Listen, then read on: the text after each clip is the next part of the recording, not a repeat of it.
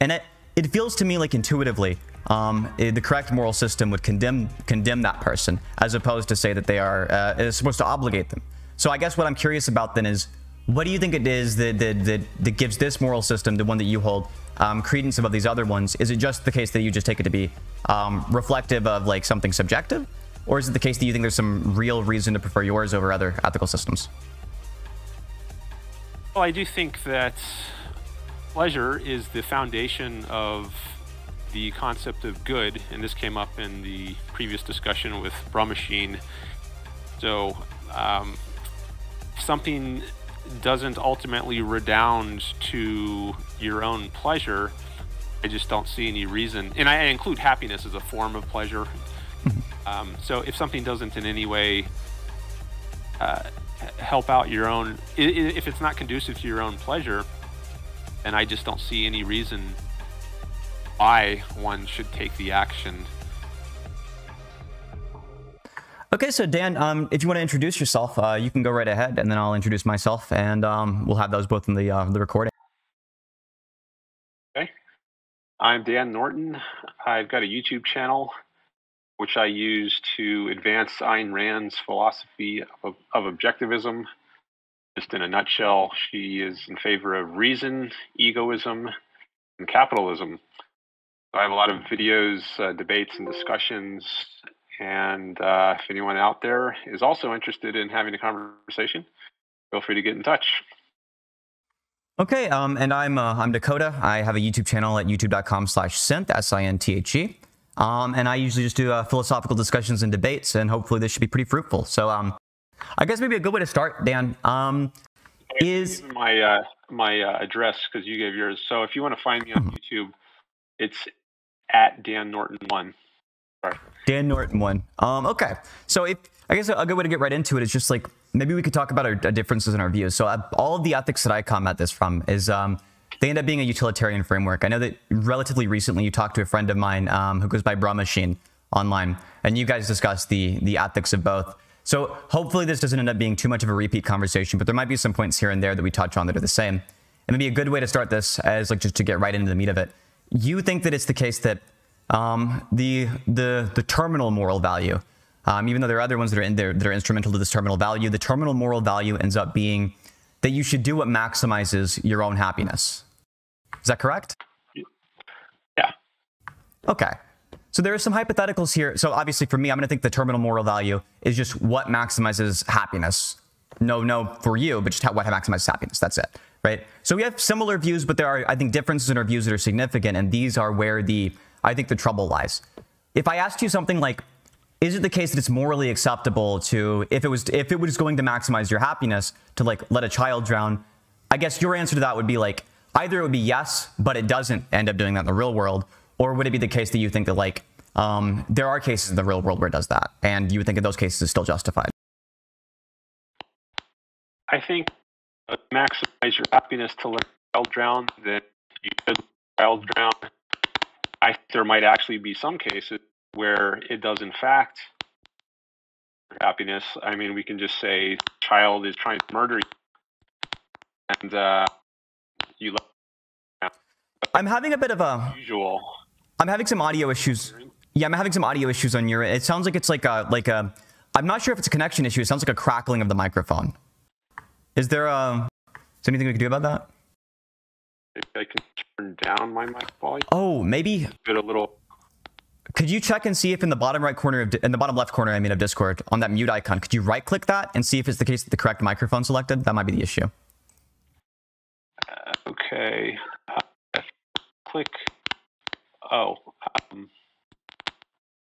Says input device is AirPods. I should be. The it is the. Let me. That explains it.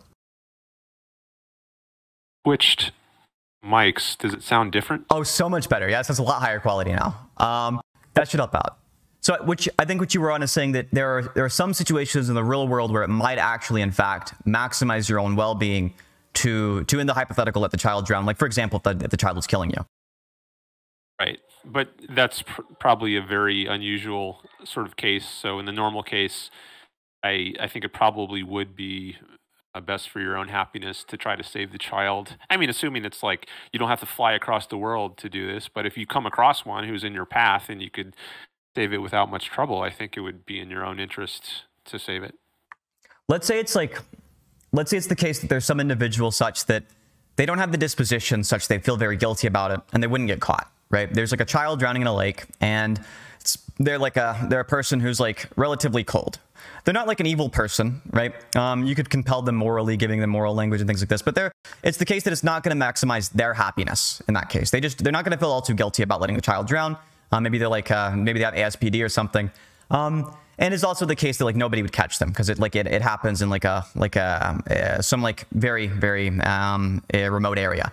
Do you think this person has a moral obligation to save the child, or should they not do it? Would they be doing something wrong if they went and harmed their happiness to save that child? It sounds like you might be talking about a psychopath, which often comes up in my discussions. So if we assume that it's not going to advance the self-interest, happiness of the person who comes across this child, then I don't think that person has any reason to save the child. I think that's very atypical. I think that the normal person is going to be in a normal person's self-interest to try to save a drowning child he comes across. I mean, assuming it's not at the risk of his own life too much. I mean, if it's your own child who's drowning, I think that's different than if it's just a random child. I think it makes sense to take more of a risk in the case of your own child than it does if it's somebody else's child, a stranger, especially, given how good you are at swimming. Maybe you're not a great swimmer, so it makes less sense to try in the case of a stranger's child than it does in the case of your own child. So it depends on the variables, but I think it's got to advance your own happiness some way for it to make sense to you to do it, to try to save it. Okay. So I guess maybe to ramp this up, and we'll go like one step up in terms of what I take to be reductios. And then if it's the case that you just think this doesn't seem like a reductio to me, then I think we can go into like maybe a more meta-ethical discussion about the justifications between different systems. So what if instead of it being the case that it's like a sociopath letting a child drown, they're letting something die, instead it's somebody who would like to do something maybe very, very vulgar and reprehensible to a child, to our intuitions, but to them it would in fact maximize their happiness. Like maybe they're like some kind of like sociopathic like pedophile or something. Do you think in these cases the person has like, if it's the case that it will maximize their own happiness to go do something very awful to a child, do you think that they ought to do that? I guess so.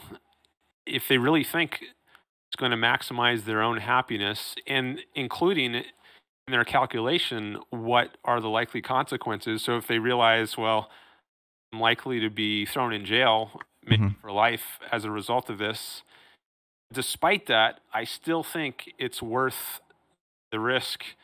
And I guess it makes sense for that person, for that sociopath, to take that action. Because I do think one's own happiness is what one ought to pursue. It's what makes most sense to pursue. Again, I don't think most people, this is going to be true of most people. I don't think it will be. Okay. Yeah, I think in most cases it wouldn't be, but there's probably some person out there who's freakish enough so that it does become true. And it feels to me like intuitively, the correct moral system would condemn that person, as opposed to say that they is supposed to obligate them.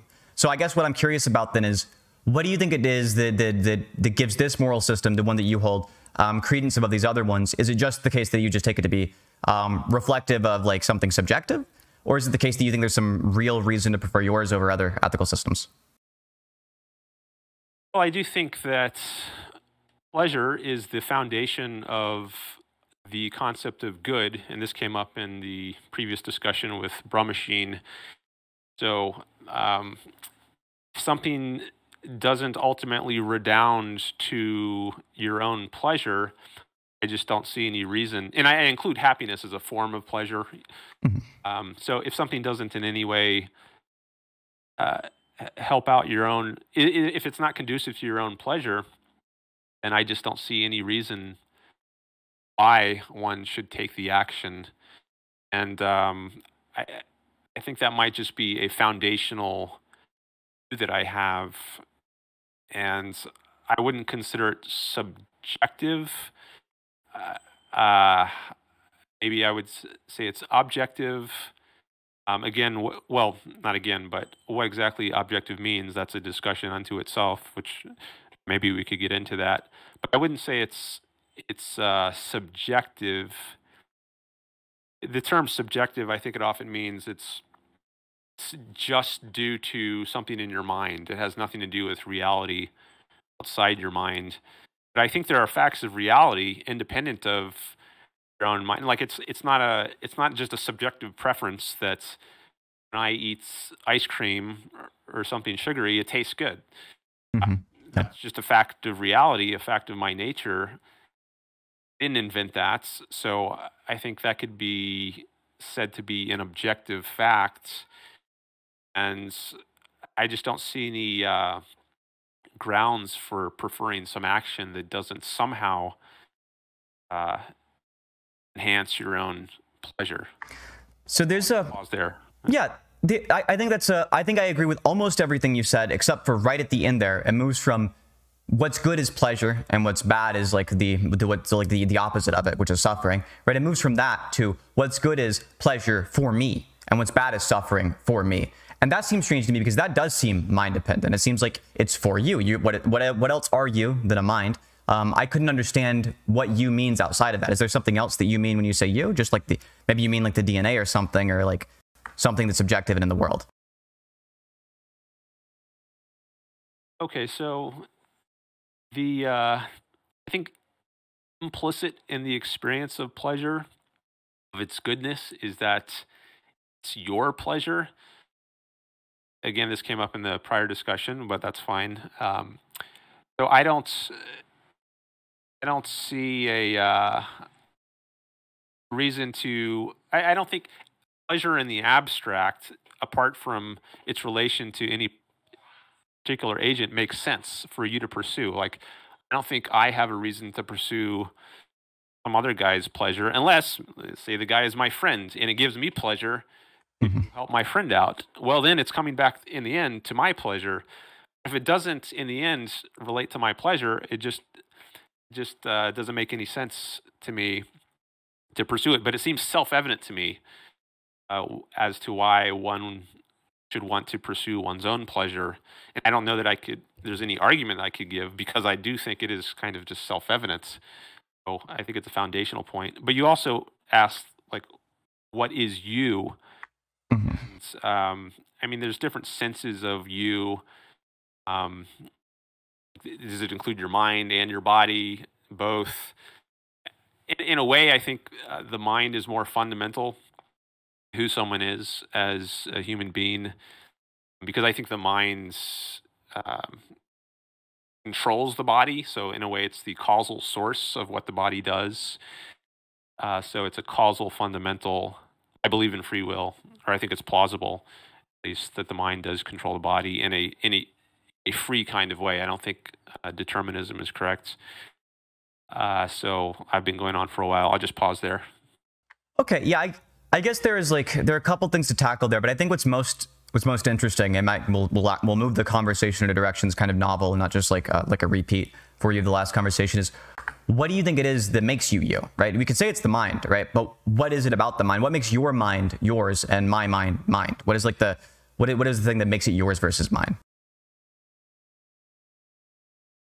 What makes my mind mine instead of yours? Well, I have control over my mind, whereas I don't have control over your mind, or what I would call your mind. So there's a directness that applies to one that doesn't apply to the other.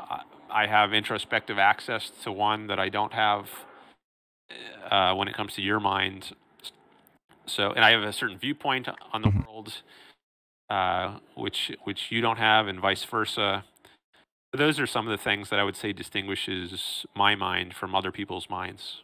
So I think here's the really interesting issue. Which is when you say I have this and I have that, if I asked you what does I refer to, it would just end up being your mind, right? So it ends up being a circular definition. If I ask you what makes your mind yours? You'd say that, okay, it's this concept of I having it, but I is this just going to be your mind there, right? And by your mind, it's just going to once again boil down to I, that I have this property and I have that property of the mind. So what is it that makes you, you? What is it that makes I?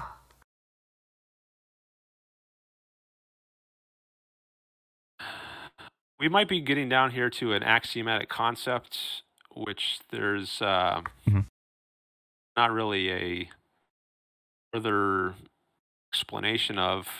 Ayn Rand does take consciousness to be an axiomatic concept. It's not something you could explain. You could give synonyms of it. You could say mind or self. But those are just other ways of saying consciousness. I mean, how do I distinguish my mind for other? I mean, when you're an infant, I don't think you know you have a mind, at least not explicitly. But you interact with the world, and at a certain point, I think you come to grasp that there are other minds like yours out there, and they have their own perception on the world. I mean, all the details on how you come to figure out that you're not the only mind in the world. I mean, there's a story you could tell about that. I don't know how relevant it is, but are you challenging the fact that you can come to grasp that there are other minds? I mean, I take it that implicit in the grasping that there are other minds is some recognition of how you differ from other people, including how your mind differs from other people's minds. Yeah. Would you agree that you can at least grasp there are other minds in the world? I think that it's the case that it might be a fiction. And I think that the reason I think it's plausibly a fiction and likely to be a fiction is because I think if it's the case there's nothing that really makes your mind yours over time, you'd probably still have the illusion of having a mind over time. There's a good evolutionary reason for this, right? The good evolutionary reason just ends up being if you have some kind of like motivation for self-preservation, even if there's nothing that really makes a self a self. It ends up being a really good Mesa optimizer for having your genes passed down. It's a really good like instrument for the goal of making sure that more things like your genetics are passed down. There's nothing that really makes you you. It would still be the case that evolution would want us to have some kind of illusion of there being a you, some kind of like pretend version of the self, which we have a lot of fears about getting rid of.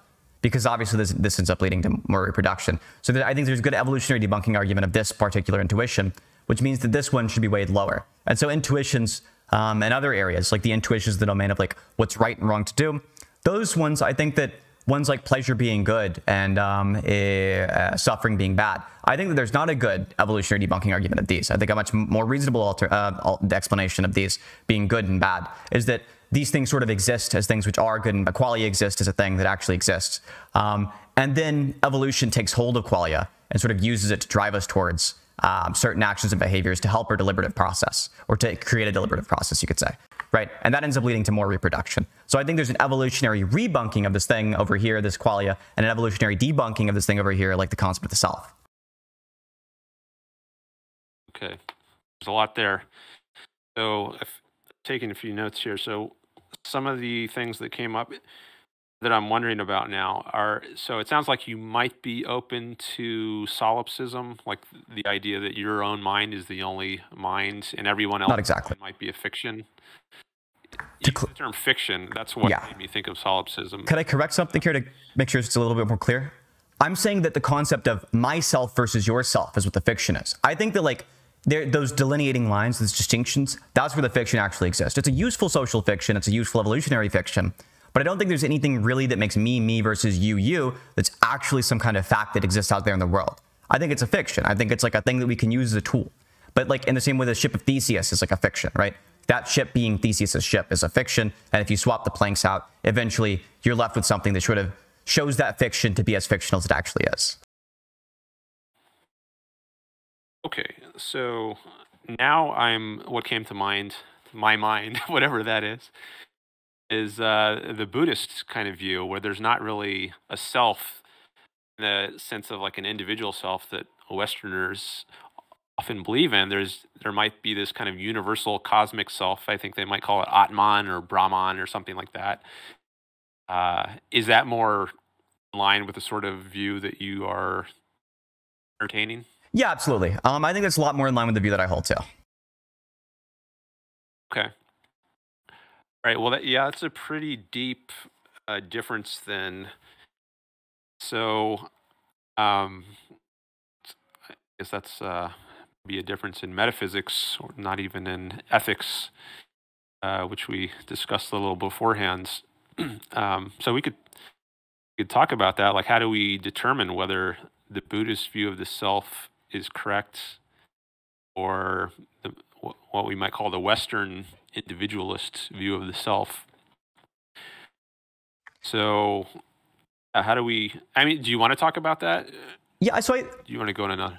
I think it ends up being, it is metaphysical, but I think it ends up being very important for our meta ethics. Because I think at the end of the day, ethics, if they're about something that's real and the thing that actually exists, that ends up being an ontological discussion. It ends up being something that's going to in some way be metaphysical. So I think it's important. And the argument I give in favor of one versus the other just ends up being that like evolutionary debunking of this concept and an evolutionary reinforcing of this other concept over here. So we can take a look at which one would be more likely to be produced by evolution given the alternative hypothesis. And it's just the case that we expect to see this intuition either way. So the intuition ends up being no evidence whatsoever. Okay. So I do think your metaphysics affects your ethics. So there's not really, like, if I hold the ethical view that it's good to pursue your own happiness, meaning your own happiness as an individual, as opposed to someone else's happiness, well, that presupposes a metaphysics of individualism, which it sounds like you're not on board with. So I don't think I would, or at least I'm doubtful I can make a plausible case for a individualistic sort of ethics if you'd only agree on an individualist metaphysics. So I guess it makes more sense to focus on the metaphysics than, because I think going to the fundamentals is what makes most sense to do if people are not on the same page about something. Try to find out where the root difference lies. So yeah, we could talk about that. So one other thought that came to mind is I think evolution is it's an advanced sort of scientific theory. I mean, Charles Darwin is most associated with it, although there might have been, predecessor versions of it earlier than him. But I think this issue of whether the self should be conceived in an individualistic or what we might call a collectivist kind of way is prior hierarchically. I think there's a hierarchy of knowledge, just meaning that knowledge is acquired in a certain order. Like you can't learn calculus before you understand arithmetic, algebra, because arithmetic would be a hierarchically prior subject. I think the metaphysics of, or the nature of the self is a hierarchically prior issue to something like evolution. I consider evolution to be a relatively advanced sort of scientific theory. But it seems like you might be using evolution to establish something about the metaphysics. So I'm concerned that the hierarchy might be getting reversed. The sort of argument you're putting forth, if you're using evolution as a means to establish your collective nature of the self, I'm not sure that's the right way forward. But is that the sort of structure of argument you're using? Yeah, absolutely. And I think the reason why it's not an issue here is because in the case of the evolutionary arguments, I don't think it's the case you have to presuppose any kind of self for like these higher order scientific theories, these the supervene onto like science. I don't think they end up supervening onto the self. I think that what we can do is we can say, on your view, right, it's still the case that you do, yeah, I'm guessing at least, that you believe in evolution. You seem like an intelligent person.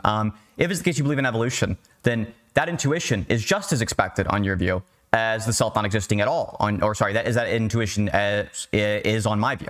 It's just as expected on both. So if it's just as expected on both, then it's not going to really be evidence for either or. But I think we can have the evolution as an idea without having any kind of concept of the self. Like I don't think it ends up being an issue for me because I don't think there's concepts of the self. But I do think it's the case that you have a process of natural selection, and in the same way that I don't think there's like a this oneness to electrons, but we can still have like physics, right? There's not a this electron versus that electron. It all ends up being like totally indistinct and inseparable. But we can still talk about the physics of like the higher order physics of something like classical mechanics, right? We can talk about something like that while still admitting that all of these electrons exist on one electron field or something.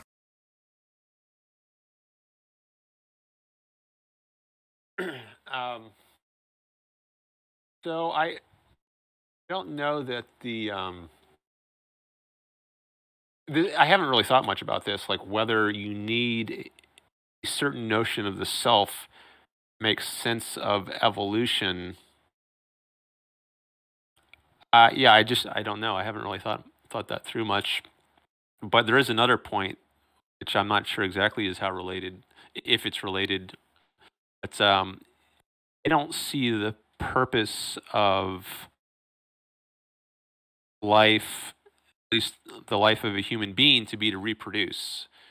Mm-hmm. So one might very well not want to have children. I think that's fine. I don't know if this view depends on having an individualistic notion of the self. Maybe it does, because I'm saying some individuals it makes sense for them to not reproduce. Others, it does make sense for them to reproduce because children would bring happiness to them. Some people think it would. Well, I don't think there's anything at odds with like anything at odds with the view here, right? I think that I also believe that, like, when we talk about the fiction of a self, there are some people, right, so to speak, who it's not the case that it would maximize utility if these individuals had happiness, or sorry, if these individuals had children, obviously, what if they have happiness? And it is the case for other individuals. It would be good on utility for them to have children. So, for example, if somebody is like a person who would really hate to raise children, I would recommend against them raising children, right? Don't do that. It's the case that it's only going to feel bad. That's only going to cause suffering, not happiness. Don't force yourself to do something that you don't think is actually going to be good. But I do think there's something good in and of itself about having children, even if it's not the case that it brings you happiness, because you can bring that child happiness.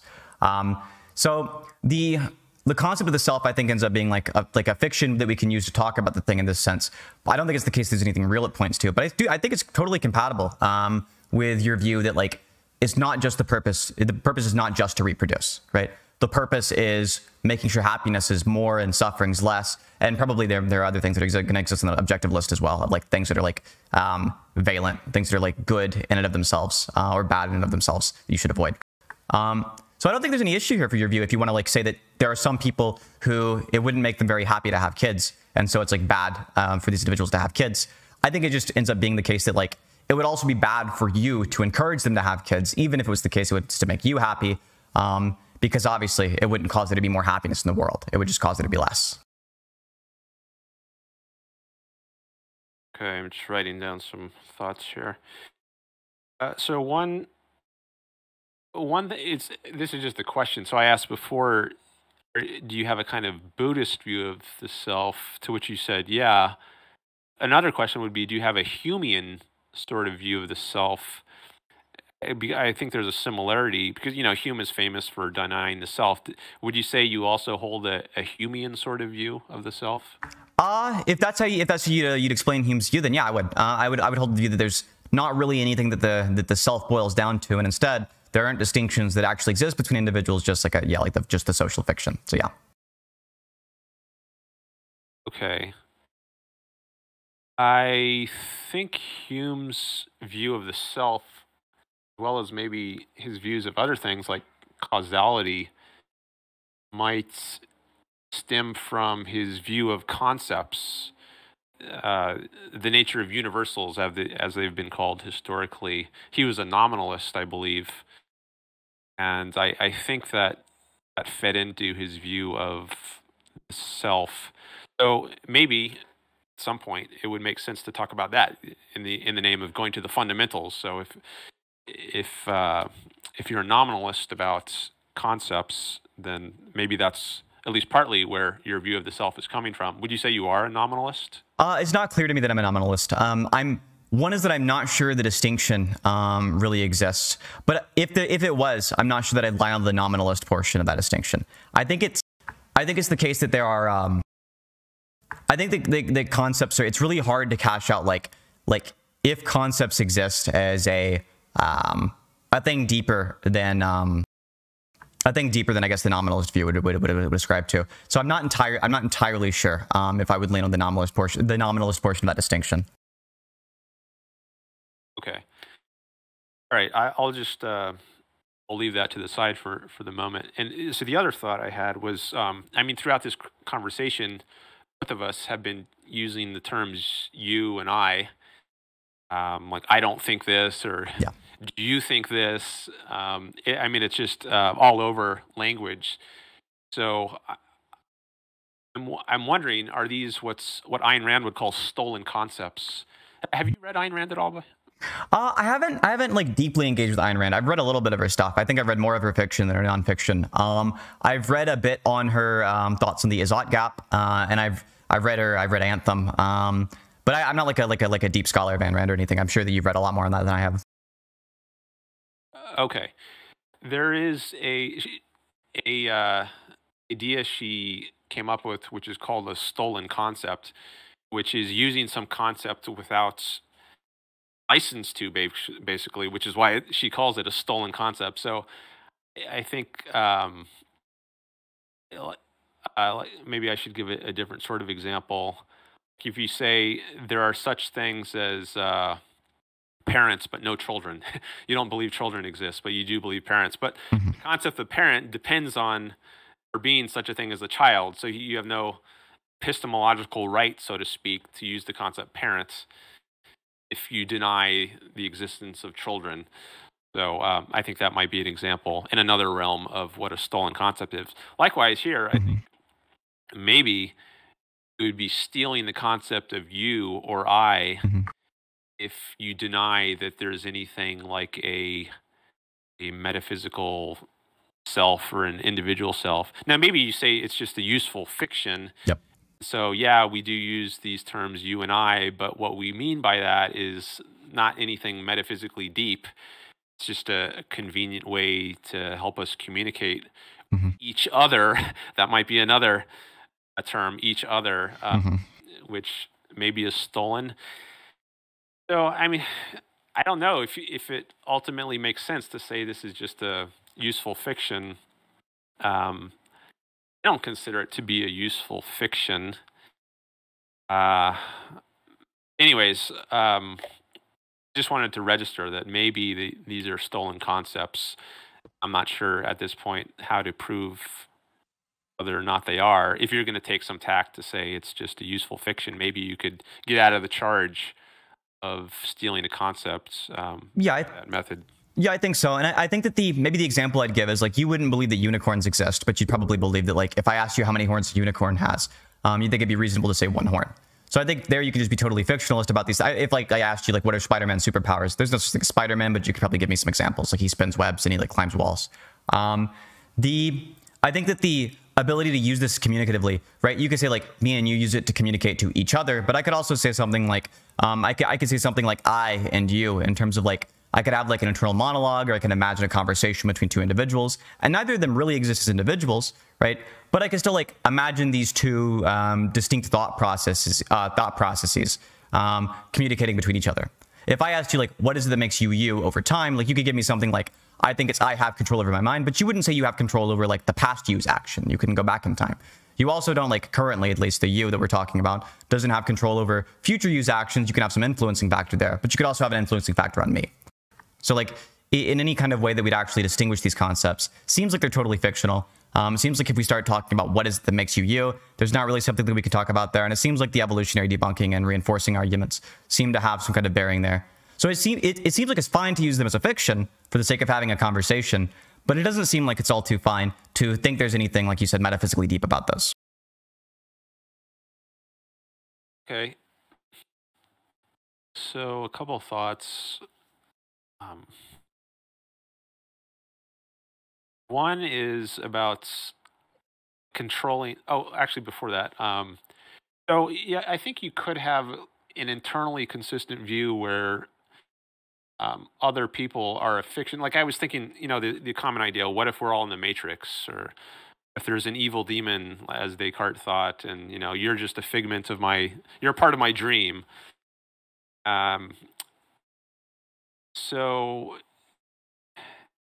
I mean, you could have that sort of view, and I guess there's a kind of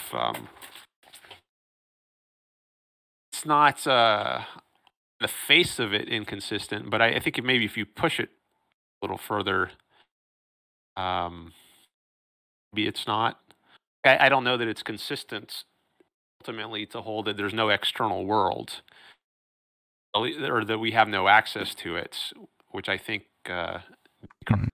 entertained at least at a certain stage of his meditation. Um, like you could only, or what if everything is a dream? I think that's a stolen concept actually, because the only way you could understand what a dream is by contrast to wakeful awareness. Otherwise, the term dream would have no meaning.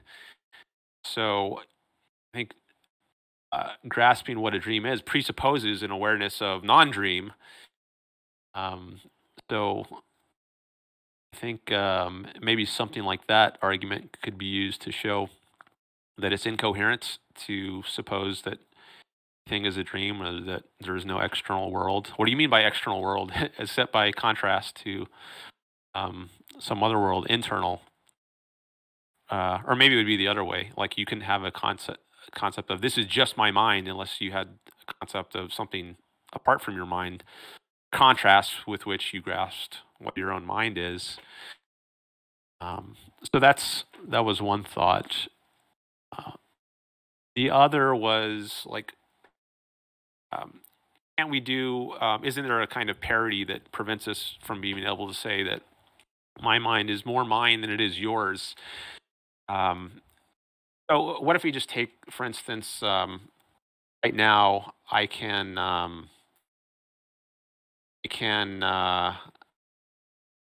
move my arm. So I'm moving my arm. I'm controlling this. Mhm. Now, I, c- I don't think I can do that with you. I can't make you start moving your arm when I want to. So what do you say to that as a like if I use this as evidence that I have as a way to to say there is a distinction between my mind and what it controls, Mhm. your mind and what it controls. So what do you say to that? Well, I would ask something like, can you right now, can you have not moved your arm? Can you choose to not move your arm in the past? The answer is no, but you'd still say that's you, right? Can't change, yeah, in the past, but Mhm. I can in the present. Right? Yeah, Or but you'd say I that. can't change it at any time. Well, I think you could. I think that me and you could choose it in the future. We could change that action in the future. Like, for example, if somebody were tortured into it, right? You could torture somebody into moving their arm. You can make it so that they don't even have volition over it, right? Like there are examples of people who have been tortured into people who are like incredibly dedicated soldiers, right? Going and giving out secrets because they've been tortured. They've had that tortured out of them, and that's because like if you ask these people who have been through these processes of torture, even if it's the case they didn't have anything to say, they'll tell you, yeah, if there was anything that I could have said to make that stop, I would have done it. I wouldn't even have control. I wouldn't even have had control over my action or had volition there, right? I would have just spat it out. And so I don't think that means that this person no longer has a mind. I still think they have what you'd maybe call like a subjective experience. But I don't think it's the case they have some mind that's like going to be made distinct by virtue of controlling, right? Or made distinct at all, really. I think that you can't control your actions of the past, but you still say that's your mind. There are some people who won't be able to control their actions of the future, but they would still say that's their mind, right? We could imagine if I took your brain out of your skull and put it somewhere else, maybe you could control your thoughts, but you couldn't control any kind of like external action, like moving your arm or something, right? You could have no neural output, but I think you'd still say you have a mind there.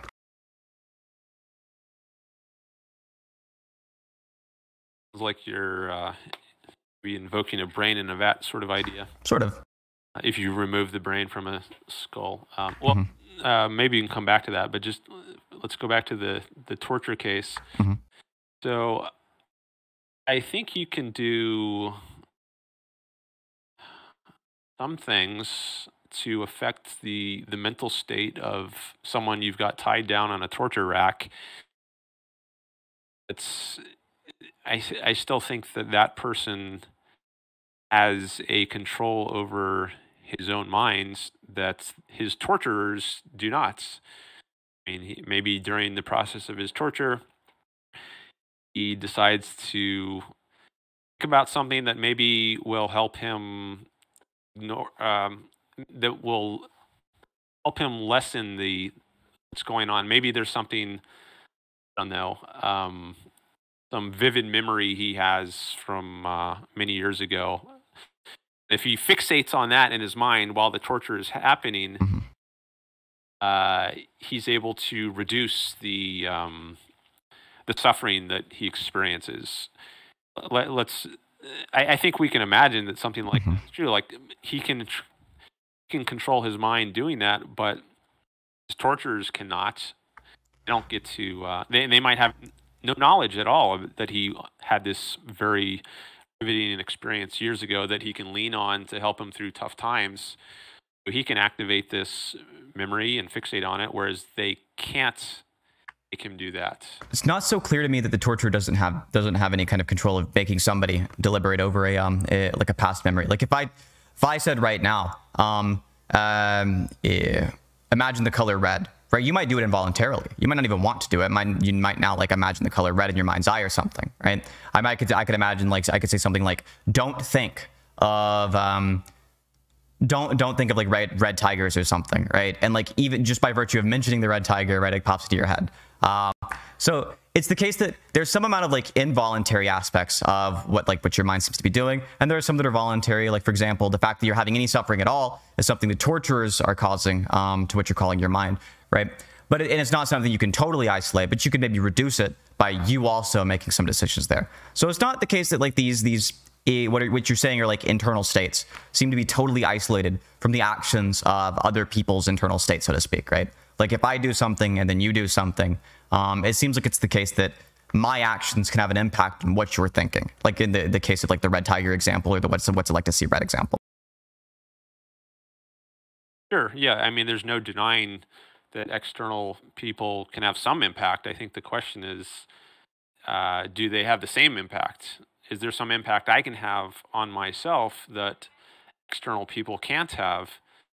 If the answer is yes, I think that's evidence that there is some kind of difference. There is a means of distinguishing between your own mind and other people's minds. Also, what you said made me wonder if what your view is of free will, because you said some things are involuntary, things are voluntary. I mean, that's kind of maybe that's a tangential discussion, but I would be. You'd be a compatibilist. Your view on free will is. Oh yeah, exactly. I'd just be incompatible. I'd just be a compatibilist. I think it's the case that there are that it's both the case that everything is the process of cause and effect, and then I think the internal deliberative cycle is what I'd call like the will. And I think that internal deliberative cycle is something that can make decisions out there in the world. I say internal deliberative cycle. What I mean by that is not that it's really internal or external, but just that there is some deliberative cycle out there. And it could be the case that these are interacting deliberative cycles, like mine might interact with yours, and yours might interact with mine. And there might not even really be a distinction between these. But there's something which deliberates and comes to make decisions. And maybe it's the case that like there are larger scale deliberations that are done by smaller subsystems or like that supervene onto other deliberations that are deeper down or something. But I think there's a deliberative process, and I think that's what we usually use when we use like the full concept of like a choice. And I think that there's like it's also the case that everything in the universe is dictated by cause and effect, even onto the level of like not believing like indeterminacy or like the Copenhagen interpretation. I think it's the case that everything does seem to be dictated by some prior states of affairs. Okay, that's another issue unto itself. I'm of the view that compatibilism is incoherence. I don't think determinism, for anyone who doesn't know, there are different forms of it, but the idea that determinism is compatible with free will is one kind of compatibilism, and I don't think that's coherence. I also don't think determinism is compatible with moral responsibility. It's another form of compatibilism. You might hold one of those but not the other, in which case you would be a semi-compatibilist. I know one semi-compatibilist, John Fisher, UC Riverside professor. But anyways, I don't think either form of compatibilism makes sense. And I don't know if that's something we should talk about, but just to my view on the table there, regarding compatibilism, yeah, that's what I think of that. Maybe if I asked you the really minimalist claim, just that everything is dictated by cause and effects. Would you? I mean, that seems to be to me like the minimalist determinist claim. That seems to be all that. That seems to be all that is true, necessary to be true in order for determinism to be true. It's just the claim that everything is dictated by chains of cause and effect. Do you think it's the case that there is not a chain of cause and effect in terms of your brain's deliberative processes that cause you to act a certain way? Do you think if it was the case that your neurology was different, that you would still make the same decisions? Or what do you think it is that causes you to make the decisions you do? Well, I think I cause myself to make the decisions I make. So I do believe in cause and effects, but I think cause and effect can take different forms. I don't think a deterministic or mechanistic causation is the only form of causation. I think if we're being empirical about it, I think we should acknowledge that it seems that we are causal primaries in a way. And a lot of determinists will grant that there's an illusion of free will, but they call it an illusion, right? They at least acknowledge there's an illusion. Some don't. I talked to one on my channel, Aaron Rabinowitz, several months ago, and he denies that there's even illusion of free will, where you are a kind of causal primary. I think Sam Harris might also deny that. But I think most determinists would accept that there's at least this appearance. But then they go on to say, well, we shouldn't take that appearance of self-causation at face value because science allegedly provides evidence, overrides what you introspectively come to believe if you just relied on introspection. It's another issue, introspection, you know. Is that a valid means of knowledge? I think it is, if it's interpreted properly. If you throw out introspection, then I don't think you have a basis for believing in something like free will. I don't think introspection should be thrown out. So to briefly put my answer, I do think there is I think there's cause and effect, and that it's always operating, but it takes different forms. In the case of human beings, I think it takes a different form than determinism. I think you might call it self-causation. Yeah, I think if you're saying that it's self-causation, then it might just be a semantic dispute. So long as you agree that the things that are those initial self-causations have some kind of prior factors that lead to them. And if it's not the case you would agree to that, then that would be something that we actually have a real dispute on. Is it the case that you think that like those initial causes of what you're calling yourself's actions, do you think those initial causes have some prior thing that caused them, or do you think they just sort of like they just kind of pop into existence and exist out there in like the void? I think there are prior factors that influence and constrain sorts of choices you can make. Like right now, I'm the sort of being that's not choose to just flap my arms and fly. So I can't choose that. I am the kind of being that can choose to move my arm like this, not fly, but just move it like this. I think more fundamentally, I can control the operation of my mind. I can choose whether to focus my mind on something or just let it drift. On Ayn Rand's theory, that's the root choice that is up to us. We can focus our minds or not. Sometimes she puts it as think or not. And that's influenced. I mean, there are prior factors that have to be in place for that choice to happen. Like we have to have brains of a certain sort. I think if you've got a fish brain or a bird brain, then this sort of choice is not open to you. I tend to think that those lower animals are deterministic, although they're conscious. But once you get a human sort of brain, then I think you are able to make a choice, and there's nothing prior to that choice that can explain why you chose one way rather than the other. instance, why you chose to focus rather than not. If there were something that explained it, if to explain it means to determine it, well, then it wouldn't be a choice.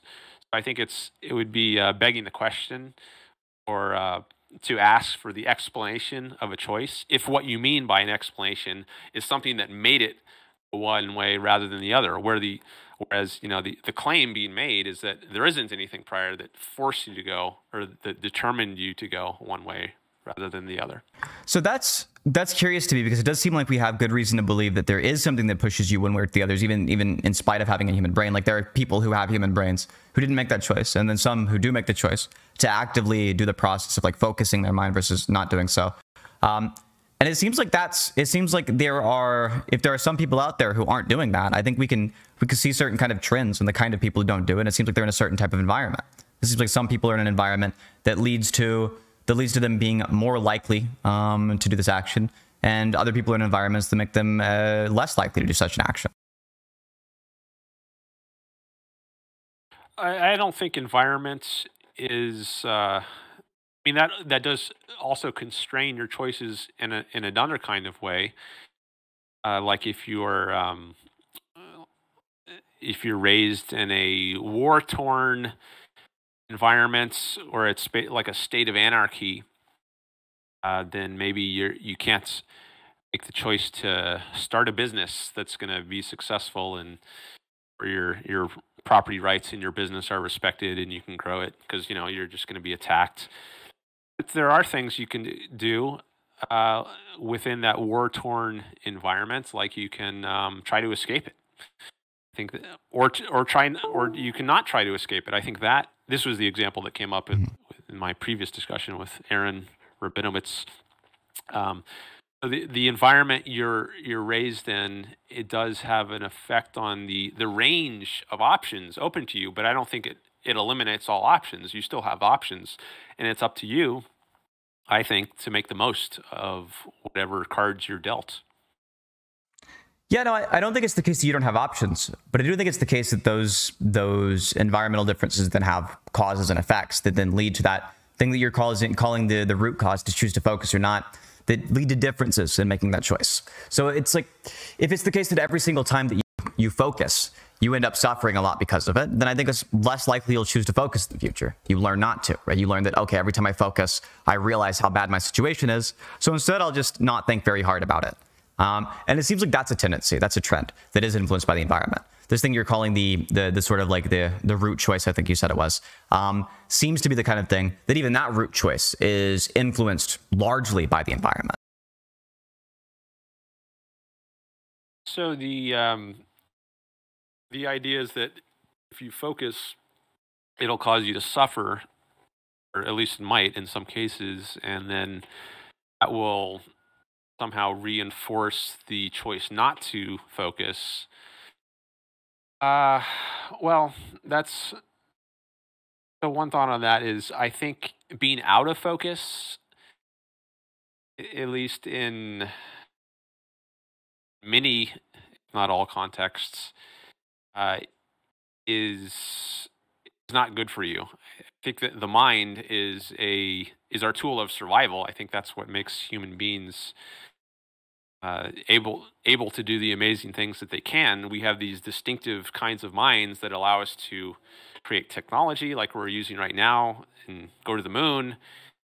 And if we're out of focus all the time, then we wouldn't be able to discover the knowledge and invent the technology that enhances our lives.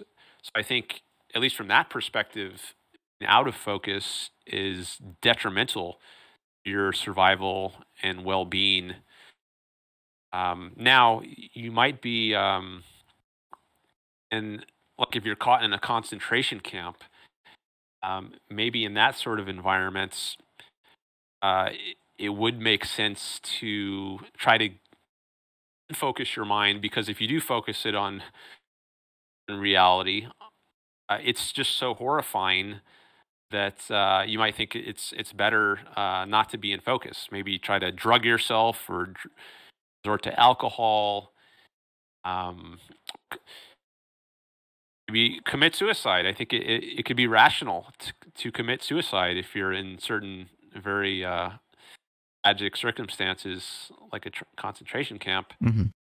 Um, it's if you're not in that sort of case, if there is a chance, at least a large enough chance of survival, I think you would be better off focusing your mind. It might come with some uncomfortable effects, but I think in the long run you'll be better off and more comfortable if you do focus your mind. I think that's true. I think it is true that for most people, at least, they're better off focusing their minds than not doing so. I think there are some exceptions where a person isn't, like you said. But I think what's really important to note is that if you're not focusing your mind, you're pretty unlikely to figure out that focusing your mind is going to be helpful to you. So there are some people who are in situations such that in the early stages of development, like during childhood or things like this, right? These people end up having experiences such that it's not very helpful to them for the first few years of their life or so. Like the first 10 or 20 years of their life, to spend much time focusing, because what ends up happening is just it causes them suffering in that moment. Now, maybe they'd be better off long-term doing that, but given if your first 20 years focusing are really, really miserable, right? And every single time you focus, it feels bad. And every time you stop focusing, it feels good. Then it might be the case you never focus long enough to figure out that it's going to be good long-term. And instead, you just give up. You just give up on thinking very deeply about subjects, and it's the case that you don't make the same root decision that somebody like you did, and instead you make the decision to just avoid focusing altogether. I think this is the kind of thing that could certainly be influenced by environment. I think it probably is for a lot of people, and it seems like if that's the case, then there is some initial cause outside of just that person's choices. There's some initial cause that exists out there in the world, out there in the environment, which then has the effect of them making that choice to either focus or not focus. Okay, I'm not finding that sort of story plausible. I don't think I'm not even sure it's coherent to suppose that your environments or your past experience could influence your choice to focus or not, because this is a primary choice. Like if you're not yet in focus, then these prior experiences can't be part of the mental content that's influencing you to choose in a certain way. I mean, choosing to focus your mind is getting your mind into gear such that you can consider past experiences in your environment. Therefore, let those things have a bearing on your choice, I guess, whether to maintain focus. You first have to be in focus for these things to have a bearing on any further choice you make. So I'm not sure it's coherent to think that these things could influence what I'm calling the primary choice. So you're talking not about the act of choosing to be in focus or not at all, but that initial action of choosing to be in focus, that first action of doing that. And it seems like in that case, it doesn't seem to be a choice at all. It seems like if it's the case that you're in focus, that you're that way due to some kind of like neurological structures. It doesn't seem plausible to me that a person is in focus because of some process of decision making, because it seems like processes of decision making have the property of being about inputs and outputs. It seems like you take in inputs, you do some processes to these, and you get an output on the end. It seems like if it's the case you're making a decision, there has to be some input that comes along with that. I think there is an input in the case of many sorts of decisions, but I think it's different in the case of this primary choice, as I'm calling it, or as Ben calls it. So if you're deciding, say, you're going to go on a hike tomorrow, and you're deciding whether to take this trail or that trail, then in thinking that through, there are going to be inputs like, well, how good a view do I have of the ocean? Let's say if you're by the coast, how good a view will this one trail give me versus this other trail? And that consideration of how good the view will be is an input to your decision. Maybe if you want a really good view, that's going to influence you to take one trail rather than the other. So in that kind of decision, I do think there are inputs that affect the sort of decisions you make. But when we're talking about the primary choice of whether to focus your mind at all, there, I don't think there are inputs.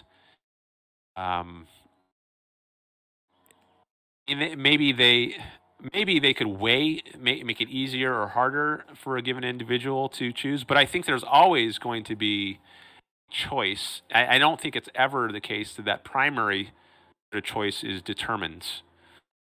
I mean, if it is influenced, say, by your genes. So, do you remember the process of having that first choice? Is there obviously it seems like it's so far back that it's unlikely to be remembered by either of us. Do you think you remember the first time you ever made that decision, or do you think it's one that's like out of reach of memory? No, I don't think it's out of reach, and I also don't think it's something that just happens when you're like 2 years old or whenever you might imagine that someone makes his first choice. I think it's an ongoing thing in a person's life, and I don't know how often it is. Maybe it's every few seconds or minutes, or at least several times a day. But I think we regularly have the opportunity to make this choice of whether to focus our minds or not. I don't think it's just something that happens once in our life when we're elders. Maybe I could clarify. I'm asking because it seemed like what we were talking about earlier was not this ongoing recurrent choice, because obviously there are some that's clearly influenced by the environment. But what I'm asking about is that first initial decision to make this choice, right? To make the choice to focus. We were talking about how to ever have those influencing factors on the choices to focus down the line, the first choice to focus, you have to answer yes to. So what I'm curious here then is the first choice to focus. Do either of us really remember that one? Because all these other ones we can see there are causes and effects, but for this one it seems like that's where the issue lies. I'm trying to figure out if either of us can remember that first choice. Yeah, I do think, at least in certain cases, I don't know if I'd say remember it or just directly perceive it through introspection. I think we have to make that choice at least sometimes when we wake up. Like when we sleep, we go to sleep and then we wake up and maybe we're kind of groggy in bed, and we have an opportunity to get our minds into gear, so to speak, which is just kind of another way of saying choose to focus our minds, or just kind of continue to drift, a kind of foggy, half awake, half asleep sort of state. And I think that could be a case where you can directly introspect yourself, making a choice to focus your mind. I think it can also happen later in the day. Maybe you're reading a book. Sometimes it happens where maybe you're studying for school, and you're reading this book, and you notice your mind starts to wander. You start daydreaming about something else.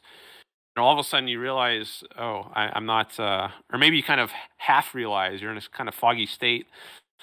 And you can respect yourself making a choice to focus your mind back on what you were reading. And that's something that I think we can introspect ourselves doing. Catch ourselves out of focus, and then we can choose to come back into focus.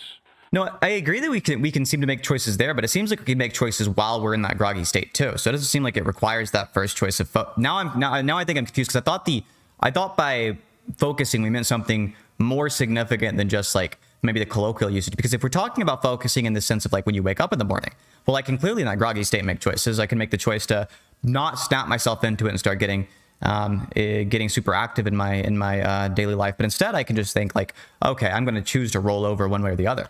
But those still seem like choices. It still seems like choices if I'm going to choose to like take my phone from beside me and start checking like Twitter or like YouTube or TikTok or something. Those seem like choices to me.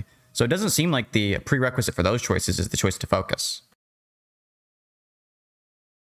So I do think you can, the primary choice can be made while you're in that groggy state.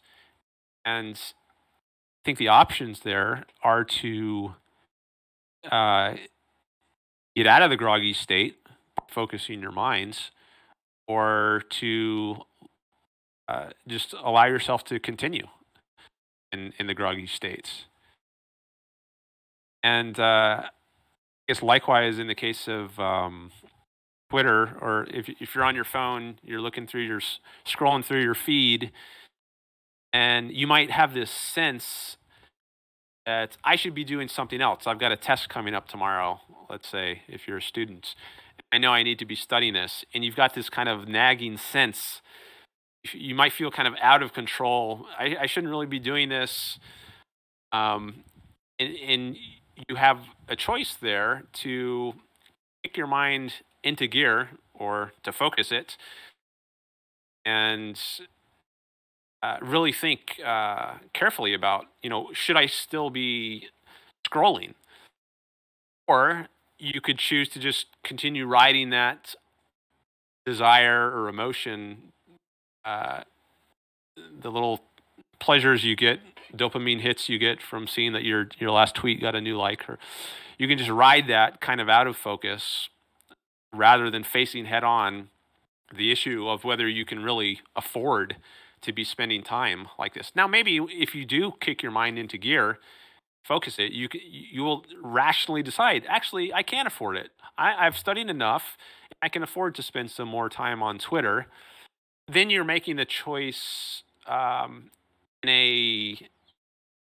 you've got more control over it. You're not continuing to scroll through your feed in a out of focus, uncontrolled kind of way. You're doing it more purposefully once you've made the choice to focus your mind.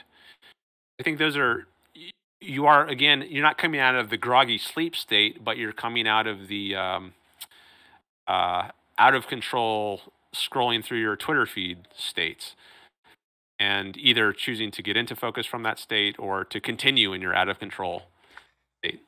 So that seems strange to me, because it seems like every single time that I flip the Twitter feed slightly lower as see one new post, it seems like I made a choice there. Are you saying that you would dispute that? You think that isn't making a choice, but it's instead just sort of like a reflex or something along those lines?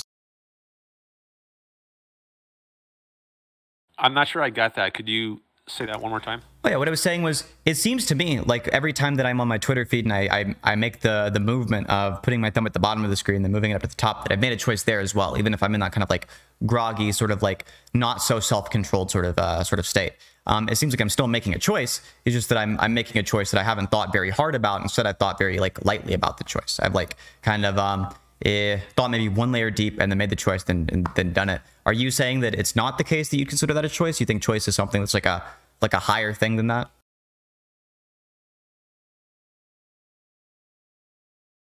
Maybe you could call that choice made while you're out of focus. And I think if you do that, I mean, if that's the right way to describe it, and I don't think you're going to be making the optimal choice for yourself. Yeah. You'll probably be getting signals, kind of a sense of uneasiness that if you're making these choices to continue scrolling while you're out of control, or while you have this sense of being out of control, that it's not the best for your well-being. So I guess you could make the choices in that way, but it wouldn't be optimal for you. No, yeah, I completely agree that it's not an optimal way to go about living your life, but it's at least possible. And so then, if it's at least possible that you're making choices without having made this other kind of choice, then that couldn't be like the one root choice that all other choices stem from, because obviously you could do it without making that choice, which seems to be an issue for the view. Okay, I think I see what you mean. I think by default you are making a choice on that primary issue of whether to focus your mind. So if you're in a kind of out of control state and you continue to make choices within that out of control state about whether to continue scrolling or not, I think you're kind of simultaneously making choices on two different levels. You're making primary choice to continue in your out of focus state, and simultaneously you're making these sub or secondary choices, we might call them, of what to do in that out of control state. At least that's my tentative way of thinking about what's going on there. So I guess maybe so you don't have to be in focus. You don't have to choose to make choose to be in focus to make any choices at all. But I think you do have to choose to be in focus to make the best or most optimal choices. That's kind of how I'm thinking of it right now. I would agree with that. I would agree that you have to be in focus to make, at least generally, to make optimal choices. There are probably some exceptions out there, right? Like the exception of the person in the concentration camp is one where there'd be an exception. But I think generally it's a good rule to live by, right? To like make sure that you're focusing on what you want to do and that you're thinking really hard about what you want to do. I think that's all completely reasonable. But I guess what's then unclear to me, right, is not just is it optimal, but when we're talking about things like is there free will or is there determinism? It seems like what's really important here is that we can't trace back all of these choices to some kind of initial environmental cause or some kind of initial genetic cause, because otherwise it just seems like then your view is just totally compatible with at least some forms of determinism. And if you're saying you're an incompatibilist, then that seems to be troublesome for the view. Maybe a way we can get clarity is just by asking a question that's kind of been left on the sidelines. Maybe I'll ask it directly, right? What do you think it means for something to be a choice?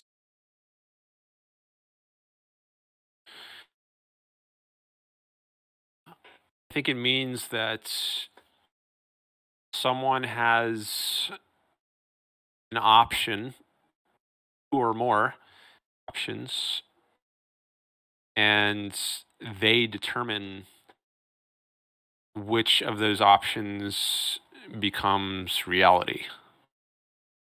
Maybe I'll use that as at least my first pass at answering that question. Did you say they choose which of those becomes reality?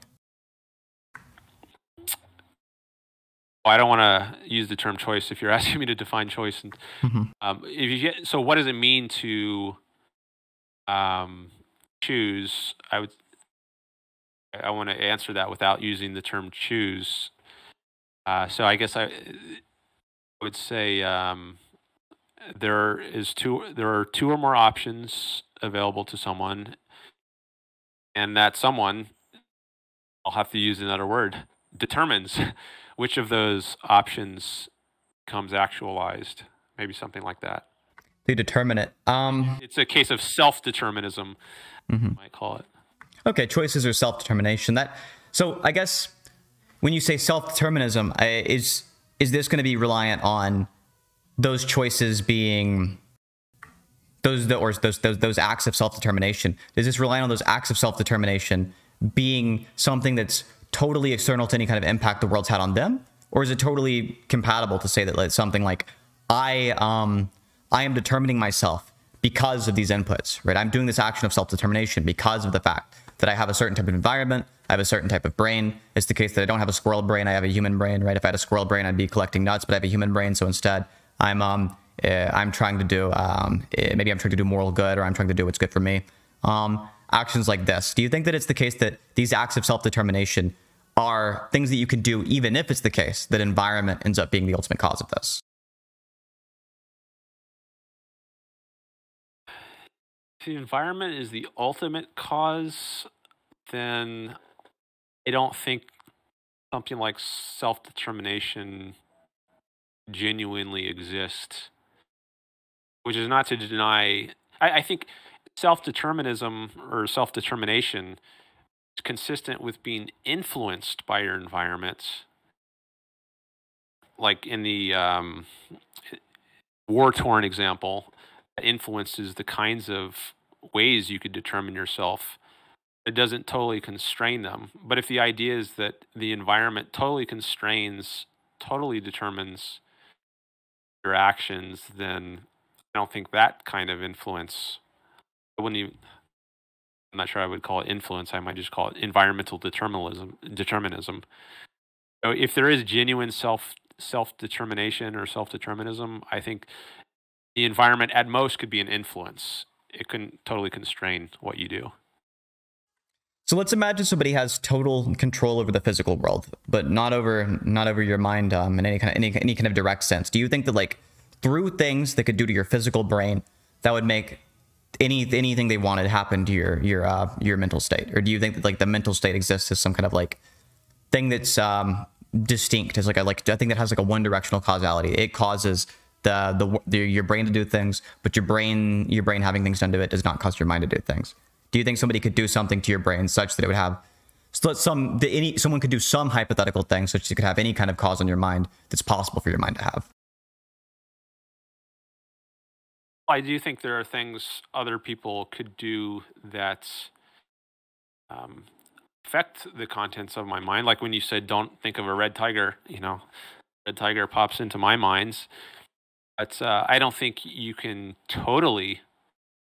you don't have total control or influence over what's in my mind. But if the hypothetical if you were saying, what if someone could, was that part of your hypothetical? What if someone could, like what if somebody control what's in?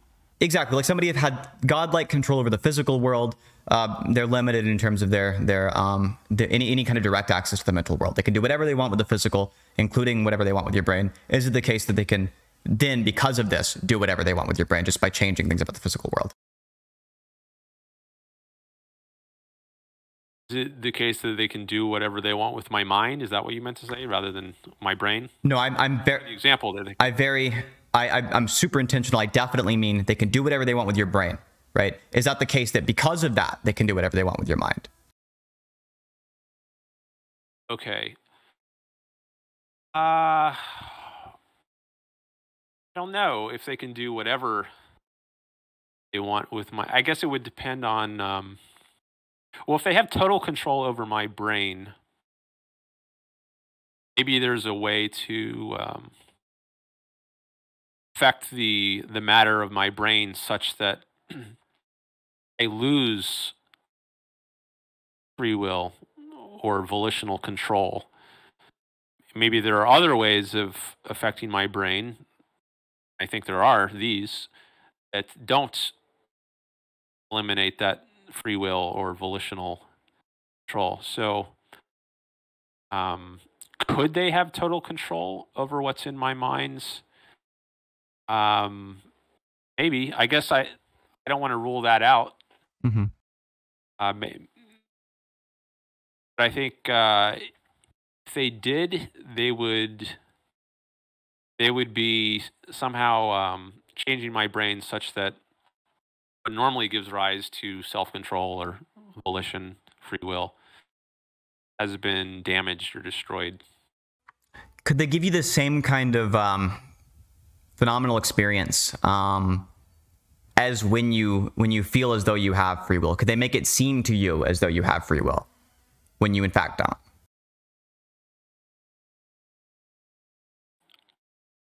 I'm not sure. It is, I guess it's part of my general experience of the world that I do have free will. Could someone give that to me as an illusion? Maybe.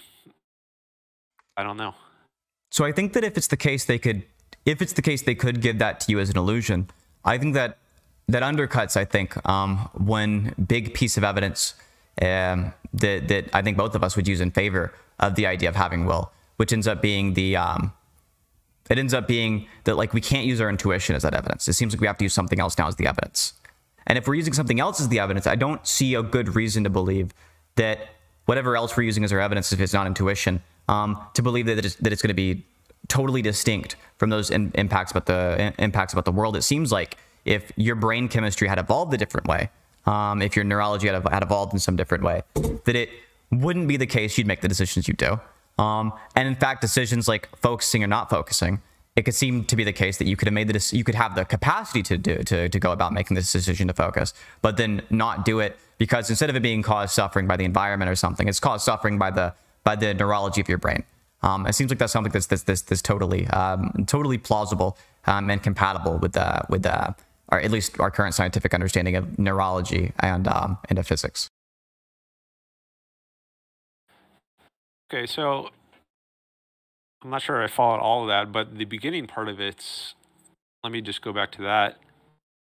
So even if it's granted that someone could give me the illusion of having free will if he has total control over my brain, I'm not sure that's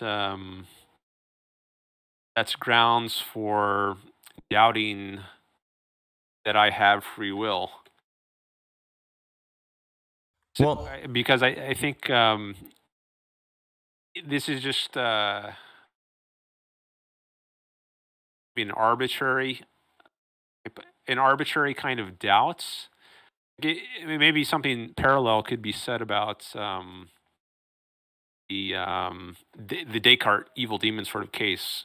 Maybe we can imagine that it's possible that somehow I have the illusion that I'm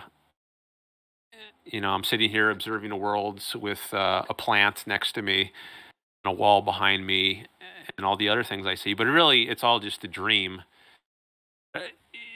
I don't think that the fact that we can imagine that's the case. I don't think that's evidence that it is the case or could be the case. So I think it's just an arbitrary possibility. Suppose that could be the case.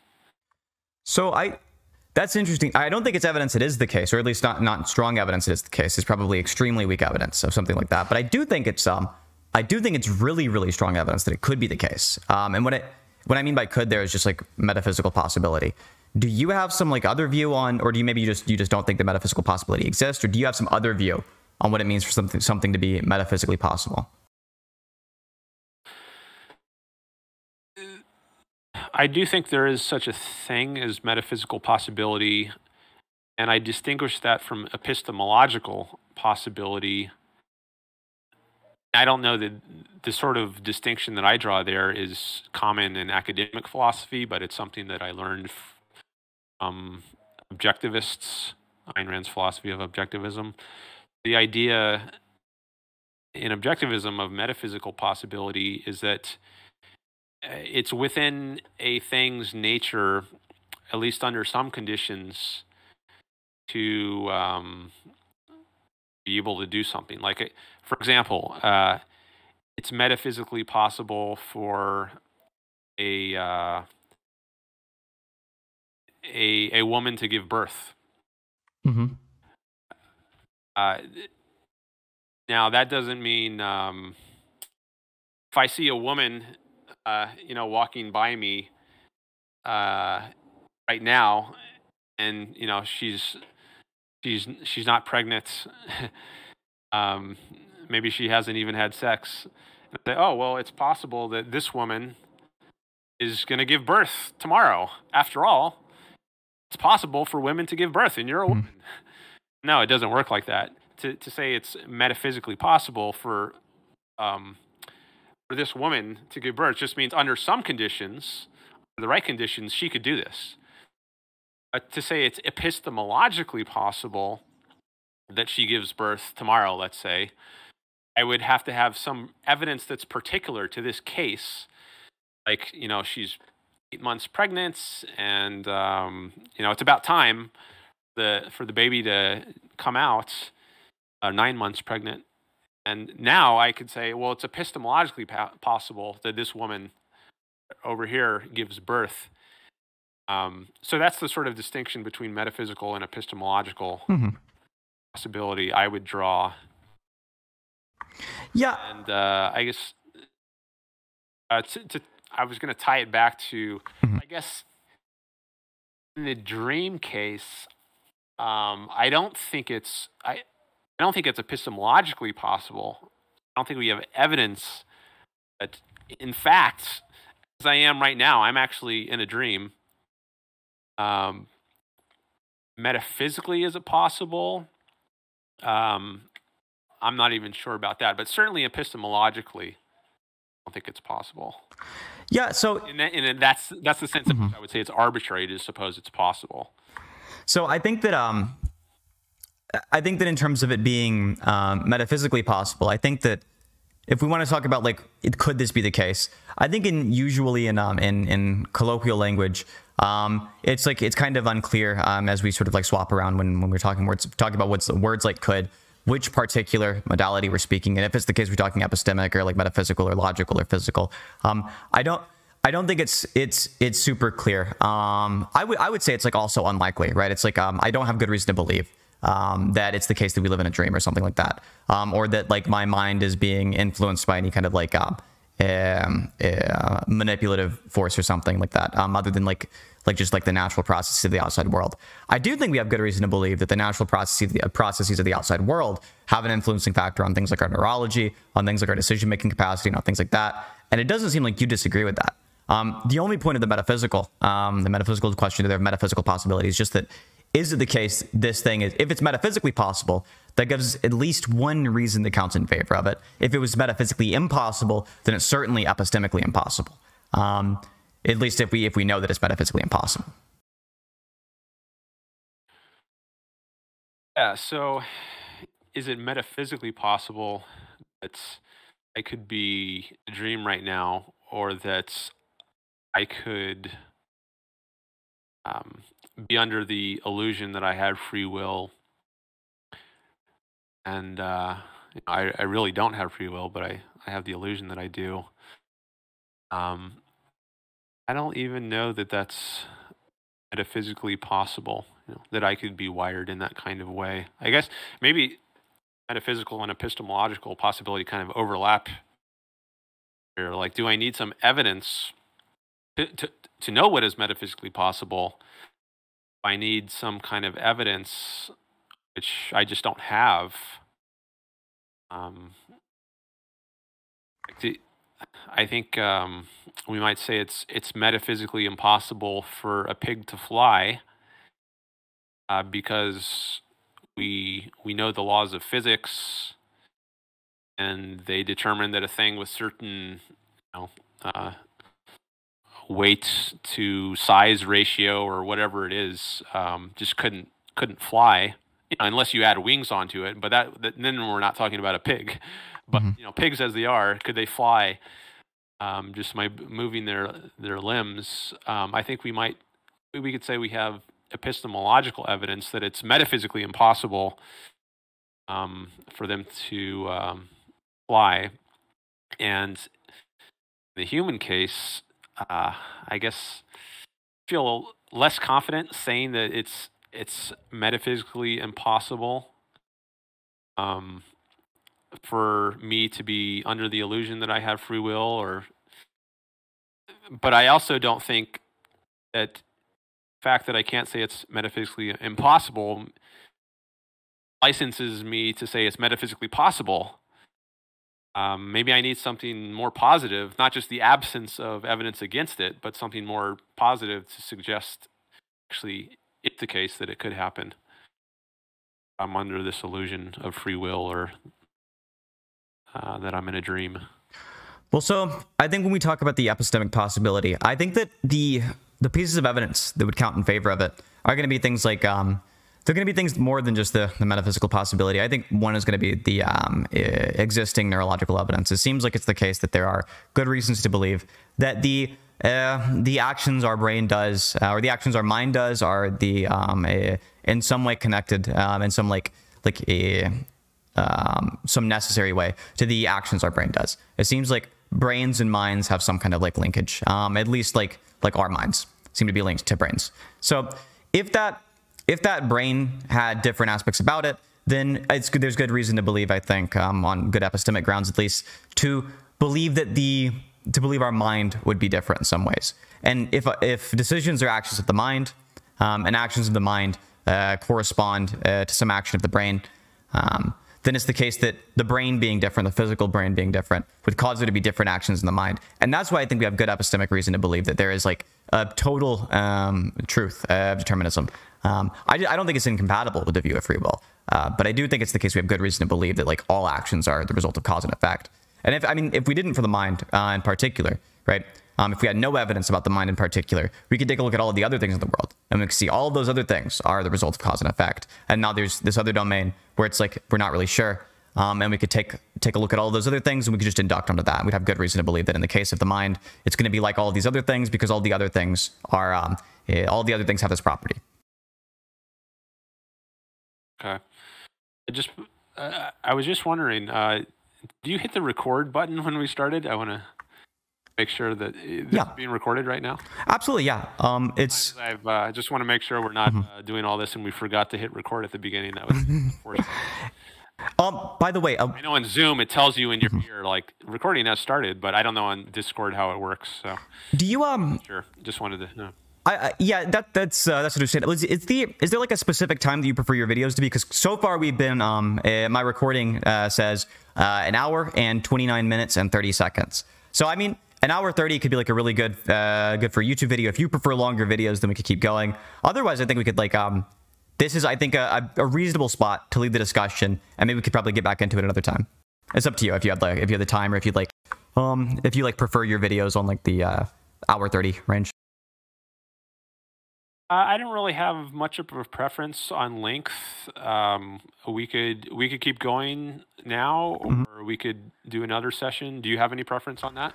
I'd be super down to do another discussion. I thought this was really fruitful. I enjoyed the convo. If you want, what we could do now is we could you could shout yourself out again, so then it's on the recording on my end on my channel, and I'll do the same. Then I'll send you that over through Google Drive or something. All right, yeah. So we can wrap it up now. So again, I'm on YouTube at Dan Norton 1, and you can also search for Selfishness Project. That's an easy way to find it, because I have a lot of videos on selfishness. At least when I started my channel a few years ago, that was a focus. Not so much anymore. Now I have a broader focus, and I talk about things like we're talking about now. Free will and politics, although we didn't really get into politics today. But pretty much anything in philosophy I talk about, have debates and discussions on. So yeah, feel free, anyone out there, if you want to have a discussion, just get in touch and maybe we can work something out. And you want to shout yourself out? Sure. Yeah, usually I have discussions on my channel as well. You can find me. My name is Dakota. I run a channel on youtube.com/SINTHE or synth. You can go find me there. I think I do about the same thing that Dan does. I do discussions and debates, but usually they're not as fruitful as this one. People that I talk to are not as smart as Dan is. I've talked to some really smart people. I've got a Noam Chomsky discussion if you guys want to check that out. But I've also got discussions with people who are a little bit more rowdy. This is the kind of thing that interests you. But no, I really enjoyed the discussion, Dan. You have a great rest of your day. I'll send you that recording over. All right, thanks. Good talking to you. All right, you too. Peace.